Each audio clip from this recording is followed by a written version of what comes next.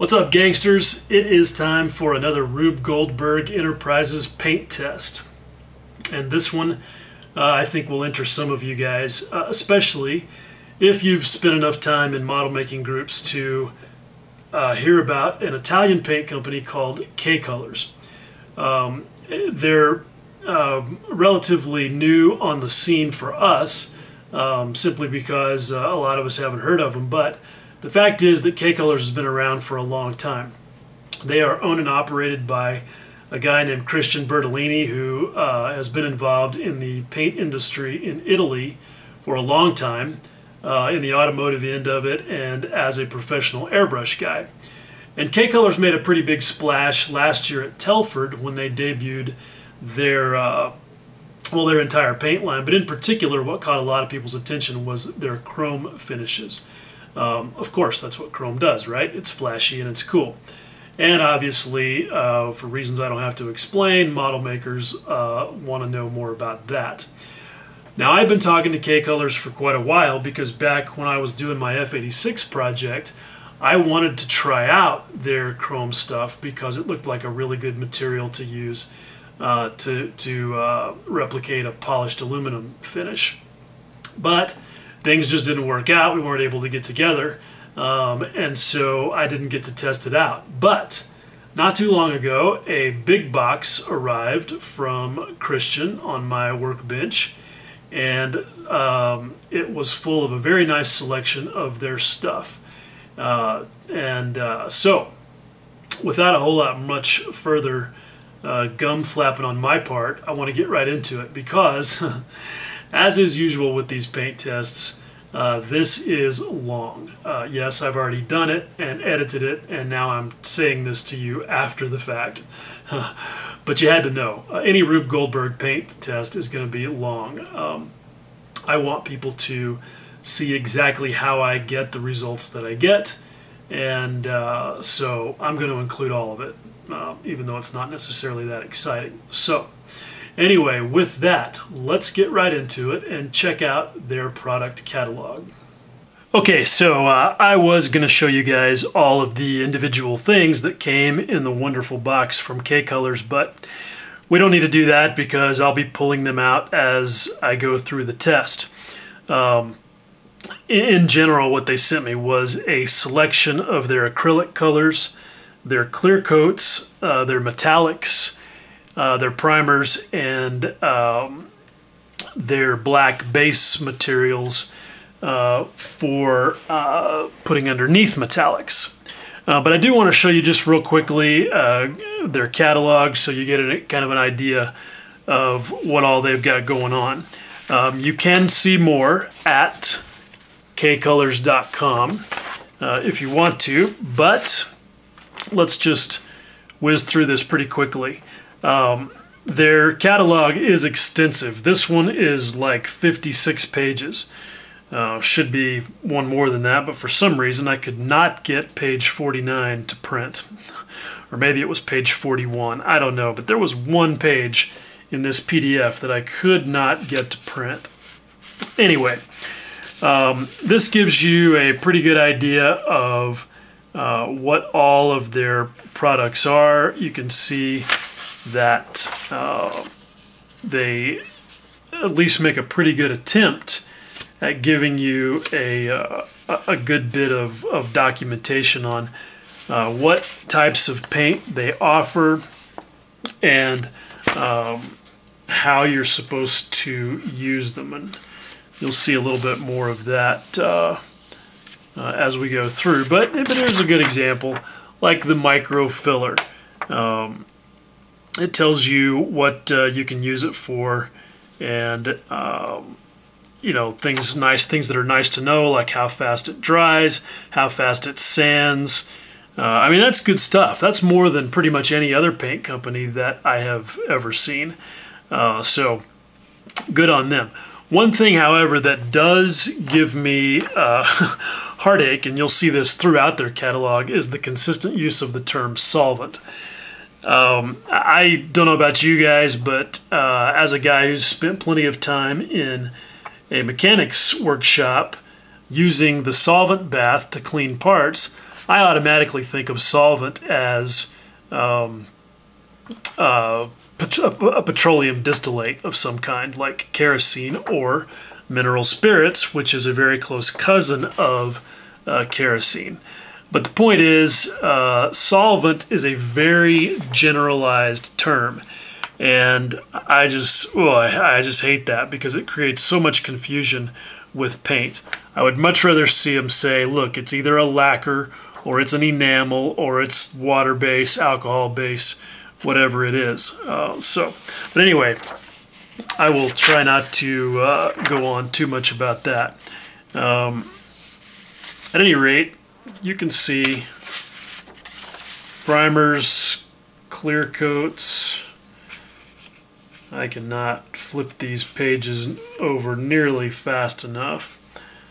So anyway, I'm not going to bother trying to show you every page, but you can see that they break the colors up according to the color standards, and they give you good reference numbers, which is really a nice thing. So for those of you who are looking for specific military color matches, they do a good job of that. They also have some paint sets that obviously are designed to help you with certain types of camouflage. This is kind of a fun thing that you guys who build Gundam stuff will enjoy. They have a whole selection of colors that are designed specifically for people who do Gundam suits or Gundam projects. I don't really know the right terminology. I don't build them myself, but that's pretty cool. And that includes some clears and some candies, some pearls, and different things like that. And a lot of that could be applicable to automotive stuff as well. There's some of the candy colors that you can see. This is something that's really cool that they've also sent me. It's not really a paint, this real Oxide system, even though it says water-based brush acrylic, is a material that I'm going to be testing that actually uses chemical activators. Like as it says right here, real Oxide is a water-based special effect that works with a chemical reaction between the base and an activator. Combination of the two elements creates a chemical reaction that causes real oxidation. So the idea there is that you can create actual rust. So that's pretty interesting, and I'm looking forward to testing that stuff out. And they also have some different things. Let's see, I skipped over the clear coats, the chromes, the crackle finishes, fluorescent colors that will appeal to some of you guys doing automotive projects. But this is a good example of what I meant, actually. Let me see if I can find... This is the wrinkle paint. Let me see if I can find the chrome stuff. Okay, this is a pretty good example of the documentation. This is the metallic based stuff that they're talking about here, and they give you basically a step-by-step recipe here that tells you what layers to put down of each material, how many layers, how long to let it dry. You know, you really couldn't ask for much more in terms of documentation on how to use a product. So that is very cool, and I definitely commend them for that. So, all right, with that, let's stop talking about it and get right into actually testing this stuff out. Okay, let's get to spraying some paint. I've got a nice selection of paint mule pieces here, and I've got the two primers that I got. This is the acrylic black primer, and then I've got the universal primer, which I thought I would be a lacquer. That just was my automatic assumption, but doing the smell test, Again, just to make sure, I don't think there's any doubt about this being mineral spirits based, which tells me that it's an enamel primer. So that'll be interesting, because my first reaction to that is that it's not going to be very quick drying, but there are enamel primers out there that are, so we won't give up on it just yet. We're just going to spray some and see how it goes. And I'm going to start with that one. So get the spray booth running. I hate the noise, but especially with this being, with this stuff reeking of diesel already, I don't really want to breathe it.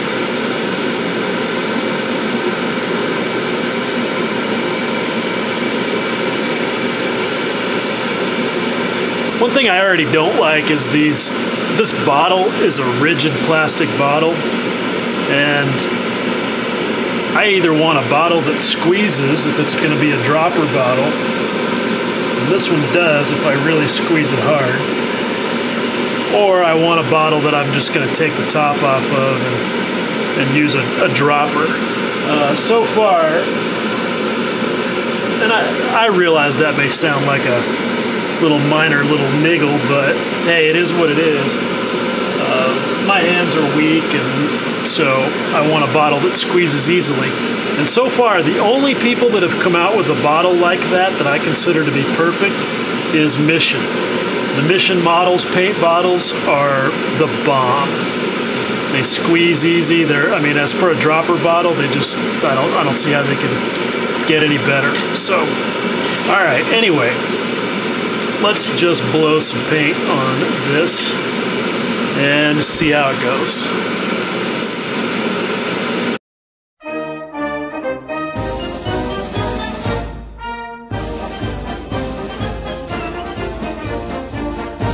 Okay, I had to stop and put my mask on for this stuff because I think I need to clean the filters in my booth. It's just not evacuated well enough, and it's just too much. Anyway, I should have mentioned I'm using this Iwata Needle, which has a 0.35mm needle in it, and I'm spraying at my sort of default testing pressure of 20 psi. The other thing is this airbrush has not been cleaned or anything special done to it for this test. That's the way I always run these. I want, as much real-world conditions as possible. This airbrush was field stripped and cleaned at the end of my last project, and all that's run through it since then has been lacquer primer, so it's relatively clean, but I just want to make sure that you guys know what the test conditions are. So anyway, I'm going to go ahead and finish priming this part. Also, I would probably not normally use this Neo for priming large areas like this. I would switch over to my Iwata HPTH, probably with the fan tip, because it covers large areas better. But that's kind of a specialty tool that not everybody has, and I figure this is more representative of what, most people are going to have in their workshop. Okay, so there we go. That's a nice, solid application of primer, about as much as you should need. And you can see that I hosed it on there pretty wet, which is, what I would normally do for a primer. So it's going to be interesting to see how quickly it dries, because I want any primer I use to be ready to sand within half an hour to an hour. So we'll see what happens. I'm going to clean the airbrush now, and we'll spray the acrylic stuff. Okay, so I just cleaned that out with lacquer thinner, and that was pretty easy to do since it's an enamel. But then I flushed it with some alcohol just to make sure everything is cool before I switch over to an acrylic. Now I've shaken this up, and it feels like from shaking it that it's got a thin enough viscosity that I can spray it straight out of the bottle. There aren't any instructions about thinning it, and frankly, I don't think you should ever have to thin a primer. So I'm going to just shoot it straight out of the bottle and see what happens.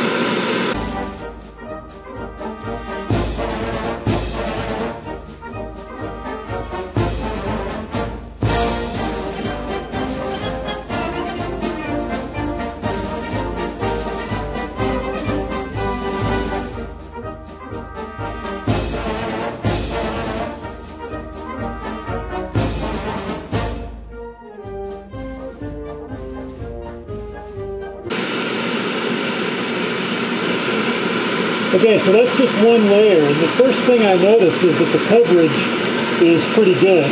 It was spitting just a little bit, so we'll see what happens with that, but I mean, you can see how much better the coverage is from one layer, sprayed pretty much the same way that I shot the enamel stuff. So that's not bad. I'm going to shoot more of the acrylic stuff because I honestly expect that's what people are going to be more interested in.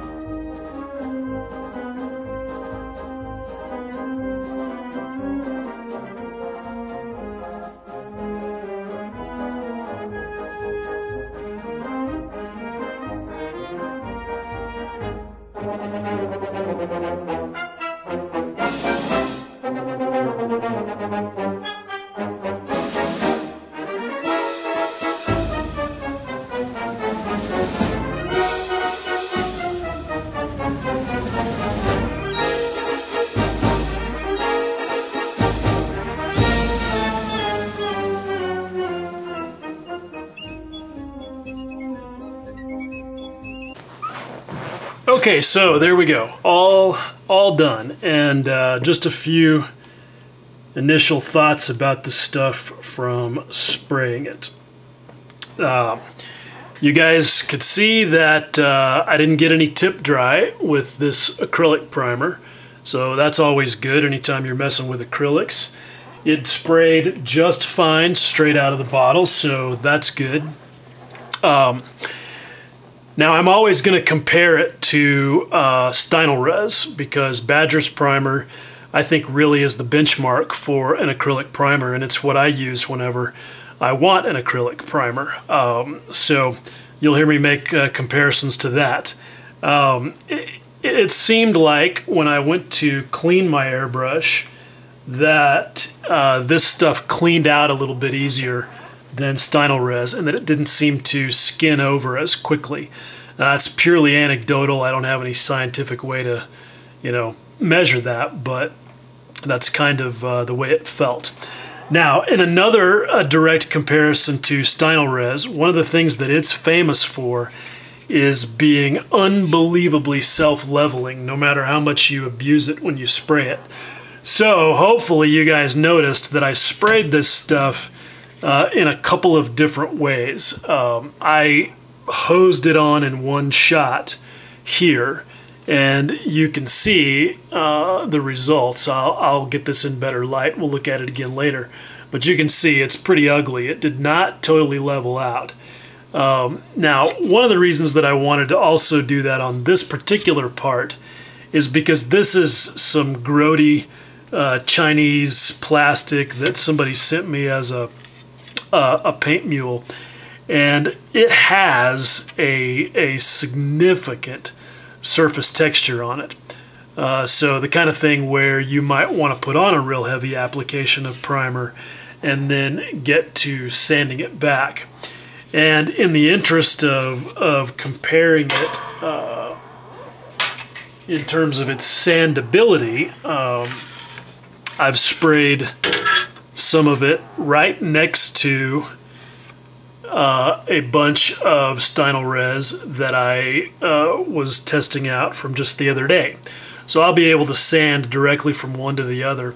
And I won't do that until tomorrow after it's had 24 hours to dry, because that's been my experience with Stynylrez, that it sands far better the next day than it does the day of. So we'll see how that goes. You can also see that the kcolors primer has a little bit of a sheen to it.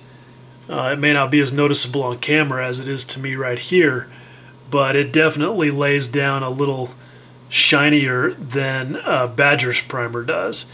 And just, I don't know, overall just does not look as smooth and trouble-free to my eye.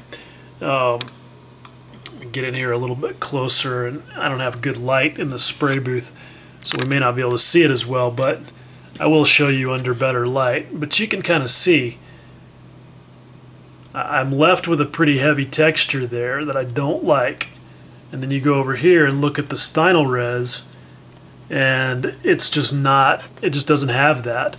Now, to be fair, part of that is that sort of texture shows up a lot worse when things are shinier. So I will inspect that under an Optivisor just to make sure that I'm not just reacting to that perception.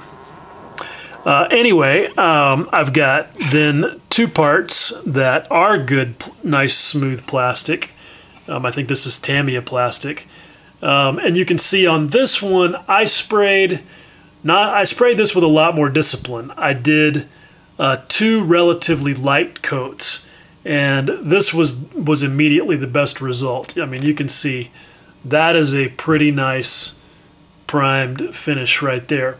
And unless you were planning on doing a lot of sanding, that's really all you need, because that right there is a primer finish that's ready for a color coat. So I think that's pretty good. And I'm handling it and touching it and not seeing any issues with that. I'm not leaving any fingerprints, which I wouldn't expect to. Hopefully you guys could see that it was drying pretty fast as I sprayed it, and that I even helped it a little bit by just blowing air on it from my airbrush. So I've got a couple of pieces there that are sprayed in different ways with that same acrylic primer.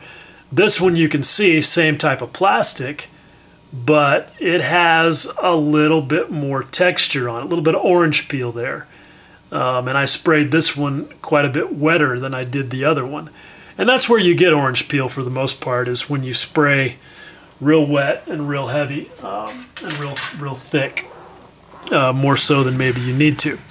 Now, going back to the enamel primer, okay, this has been sitting here for plenty enough time that I would expect to be able to put my thumb on it right there and not leave a fingerprint, which would be the case for either an acrylic or a lacquer primer. So this is a good test of this kcolors Universal Primer's dry time and durability, which for me is always suspect given that it's an enamel. But it is interesting to see how glossy it is. I mean, that's a nice finish right there.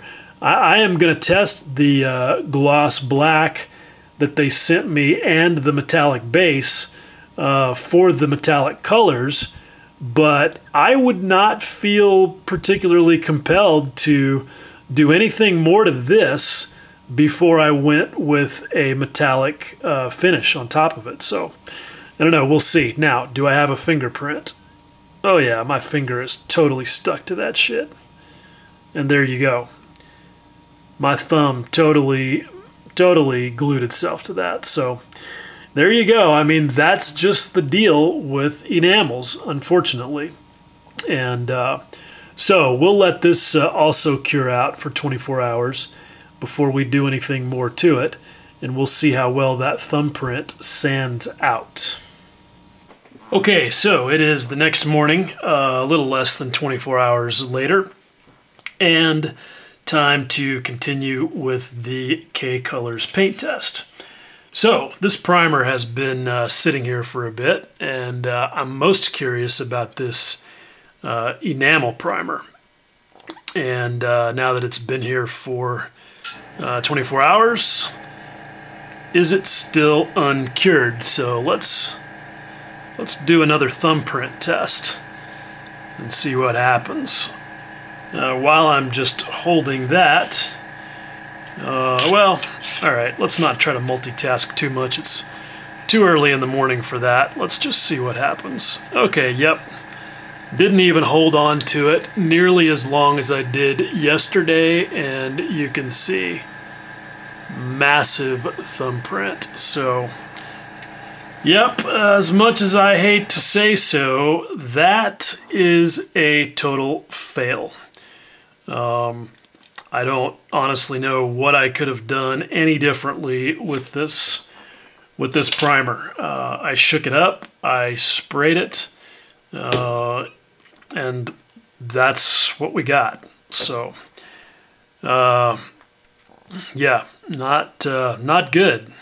No primer should involve any degree of uncertainty. So, I think we can pretty much set that aside and just focus on the acrylic stuff. So, let's have a better look at the acrylic stuff now that we've got really good light to inspect it by. This is the first piece I sprayed, and this is where I did a light coat and then a moderately wet coat, and you can see pretty well the level of surface finish that we got there. It's not too bad. Yeah, I kind of feel like maybe a little rougher than Stynylrez would be, and here's why I say that. I looked at this closely through my Optivisor, and I don't know if it'll show up on camera or not, but there are some what appear to be some particles in there, and I'm not talking about just the dust from sitting here or whatever. I'm talking about what looked like actual particles, and so I don't know what to think about that, if that's just filler material or pigment or what that is. It's a little worrisome.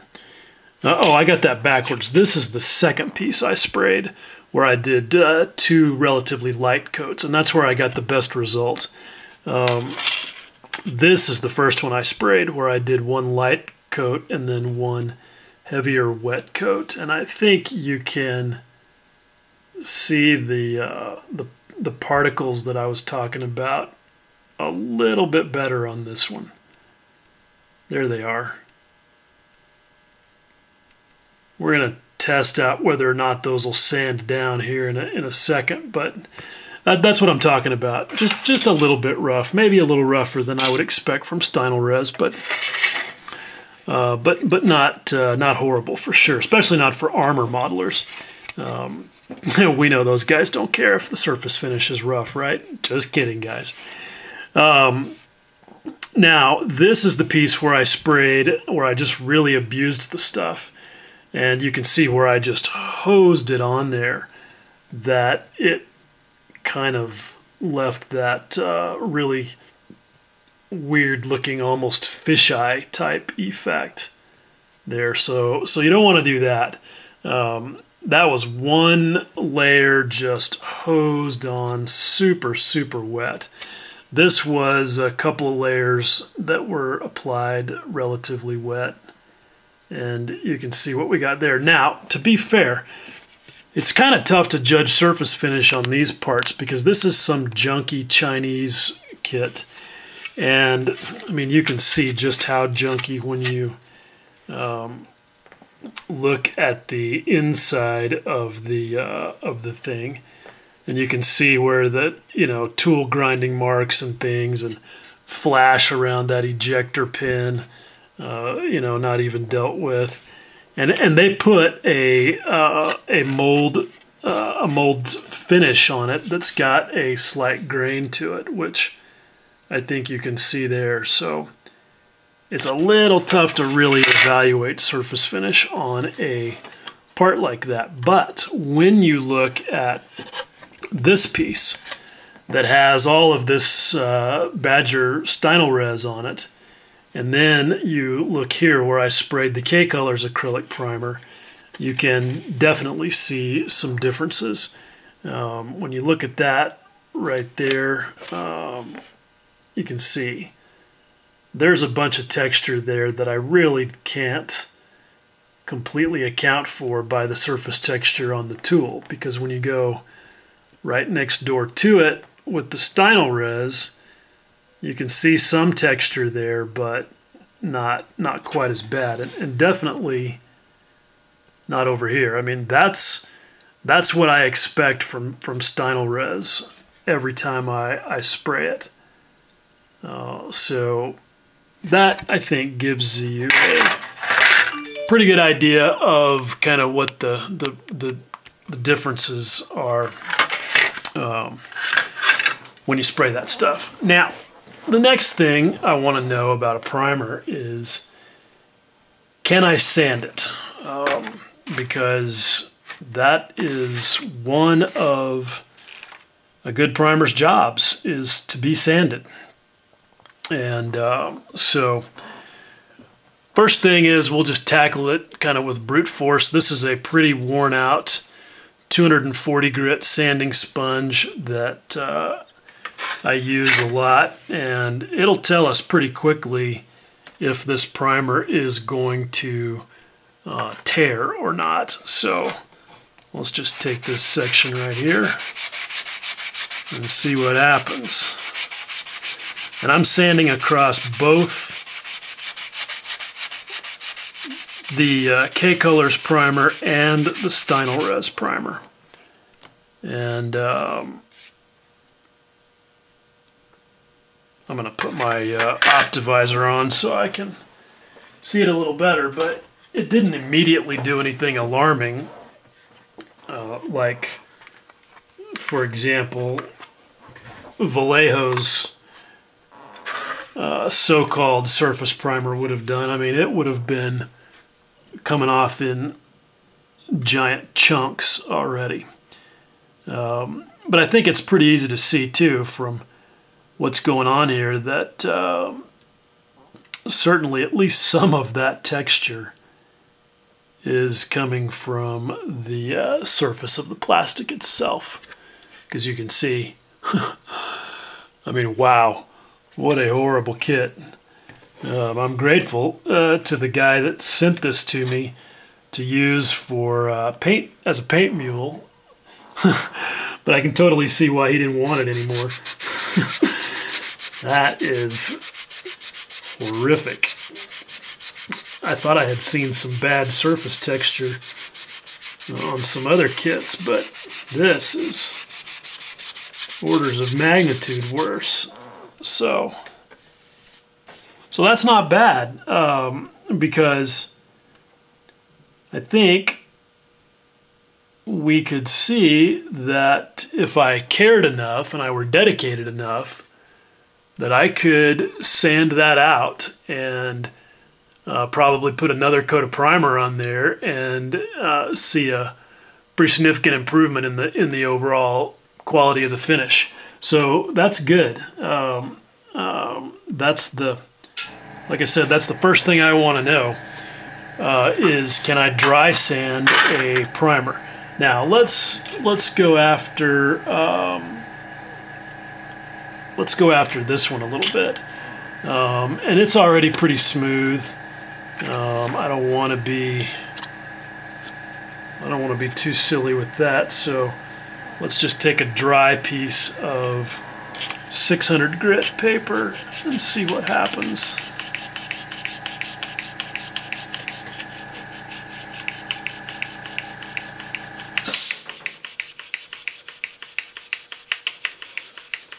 Sanding out pretty well. It's making a nice dust and cuts relatively easily. I like it. You can see it right there, just with that, just dry sanding that little bit, that I was able to flat it pretty effectively. Let's see here. I'm just grabbing random bits of paper out of my little container here, and I want to get something that'll let us put a little nicer finish on it. I think this is 1,000 grit Abralon sponge. That's a bit of a leap to go that much from 600, but we'll just see what we get.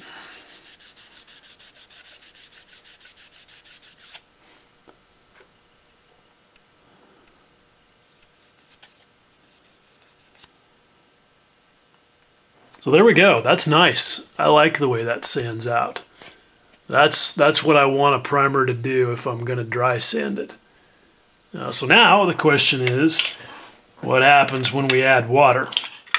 Because truthfully, if you are serious about overall surface finish, wet sanding is the most effective thing to do.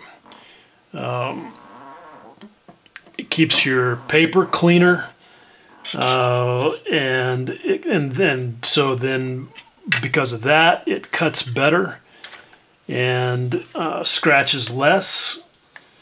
You just get an all-around better result when you wet sand. So I've got a little water here, and let's just go over to a different part and have at it.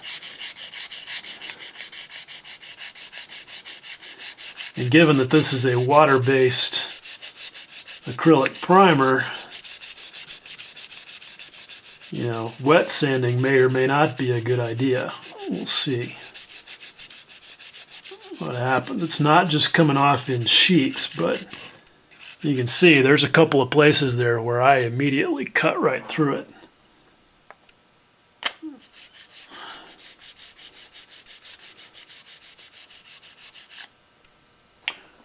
So let's see what happens there.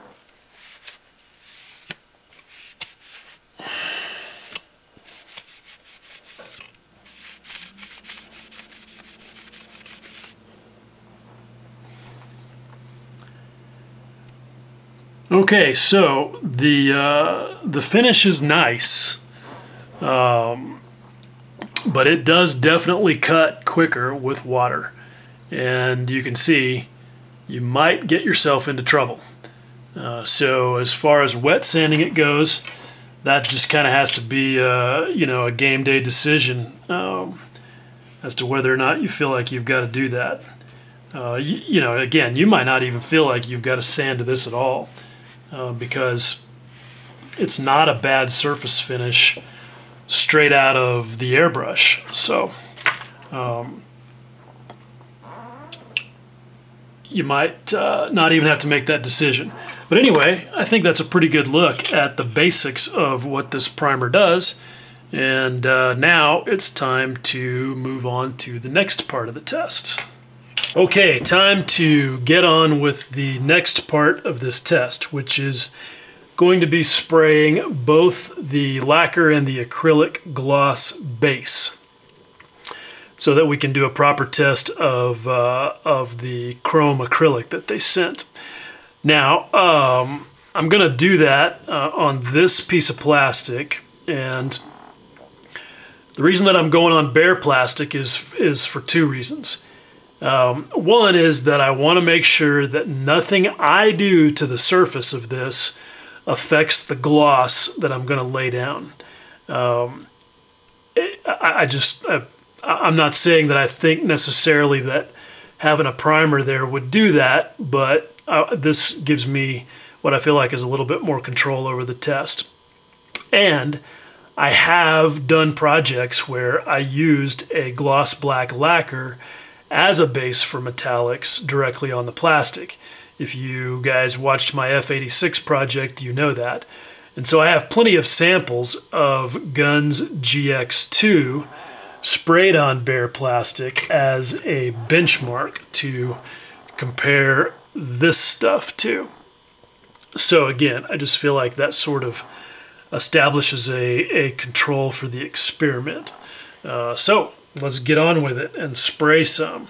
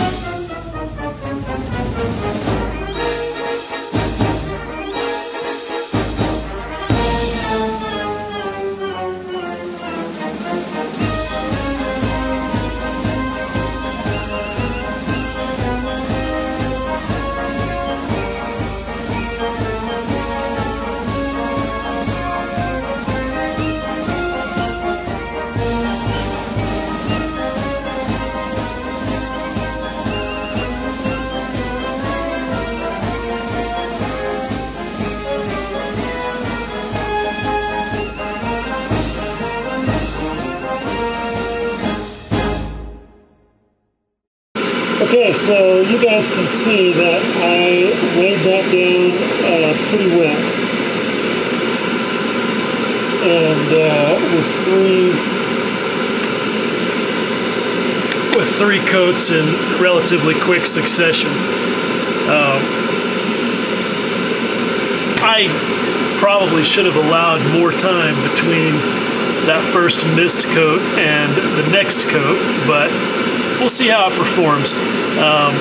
Being able to just lay here flat and do its thing, I'm not too worried about sags or runs or anything like that. So we'll let that cure out for a little while, and well, actually just as long as it takes me to clean the airbrush out, and then I'm going to go ahead and lay down the acrylic gloss right next to it. So we'll see how that goes.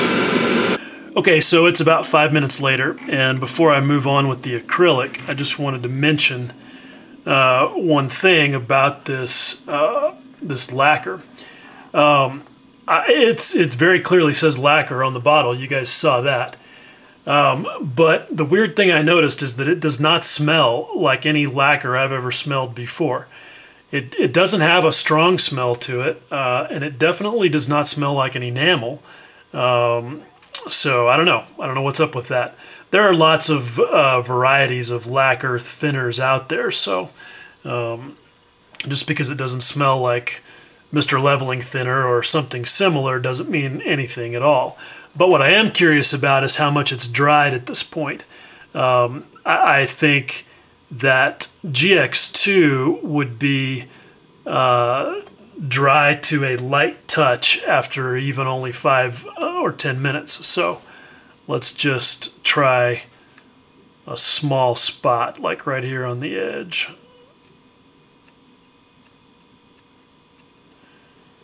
Yeah, it feels a little sticky, but I don't see that it left a serious fingerprint there. So I'm not convinced it's ready to handle that quickly, but that is promising. Anyway, on with the acrylic. Now, when I shook this bottle, it felt to me like it was going to be too thick to spray straight out of the bottle. So let's dump some out here and see what we think. Yeah, that is definitely too thick. So I've poured about I don't know, let's see, what is that? Let's see, that's about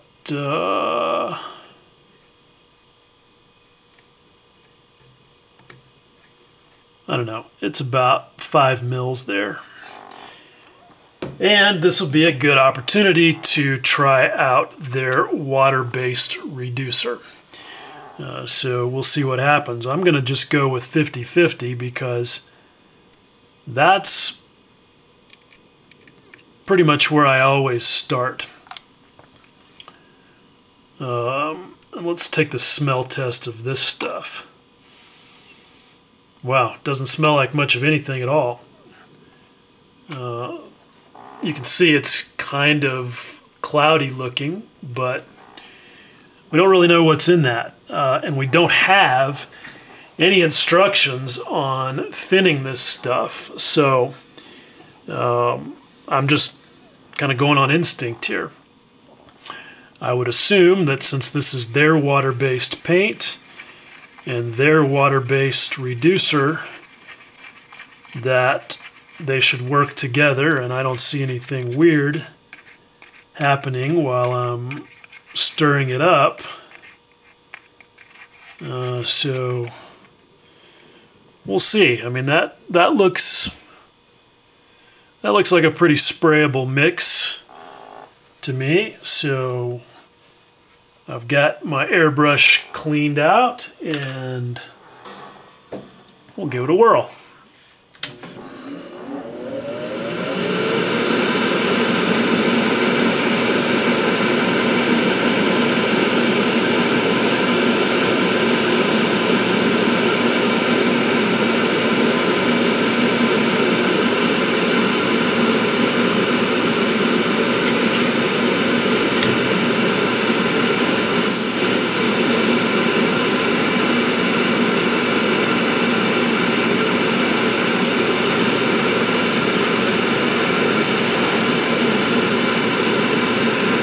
Okay, so you can see the first thing that's most noticeable there is that it is kind of beating up there, which I kind of expected with a water-based material like this directly on plastic.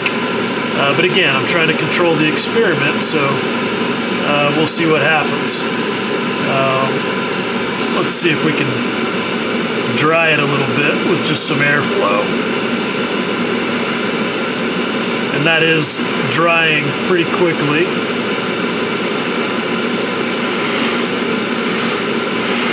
And I'll say that I am not expecting to be impressed by this because, look, let's face it, acrylics are not made for a real hard gloss.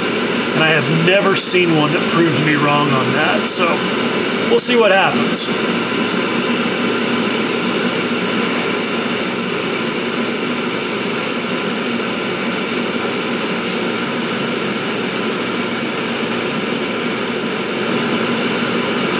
Okay, that got better traction, and I laid it down wet, just like you really should do with a gloss. And it is, you know, looking pretty good. Of course, everything does when it's wet. So we'll see what happens. This is going to be really interesting. It went on heavy enough right there that I don't feel at all inclined to add another layer. So I'm gonna just set this down and let it sit. And you can see that it is already migrating towards the edges. So that's not really a good thing in my book, because you want it to stay put, and maybe thinning it was not the best idea. I don't know. It just looked too thick to spray without thinning. So, okay, because that behaved the way it did, I'm going to go ahead and try a couple of things. This is one of the pieces that's primed with their acrylic primer. So right here, I'm going to shoot this gloss and see if it stays put a little better.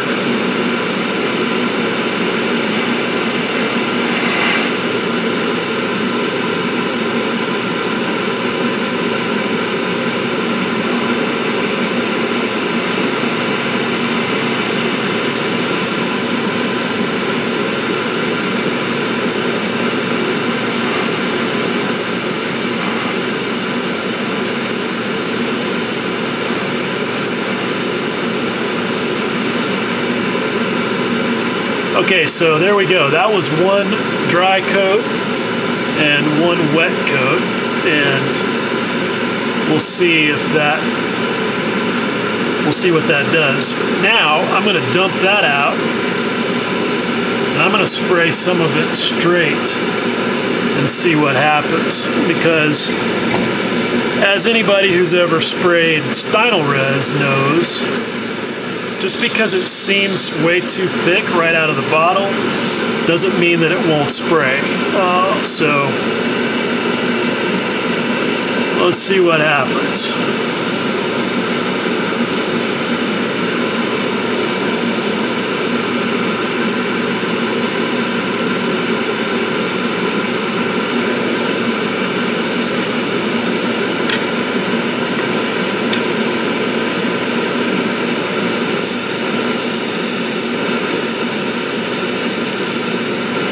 It is definitely struggling to come out of this airbrush at full thickness. So I'll do what I normally do with Stynylrez, which is crank the pressure up to around 30 psi, and we'll see what happens.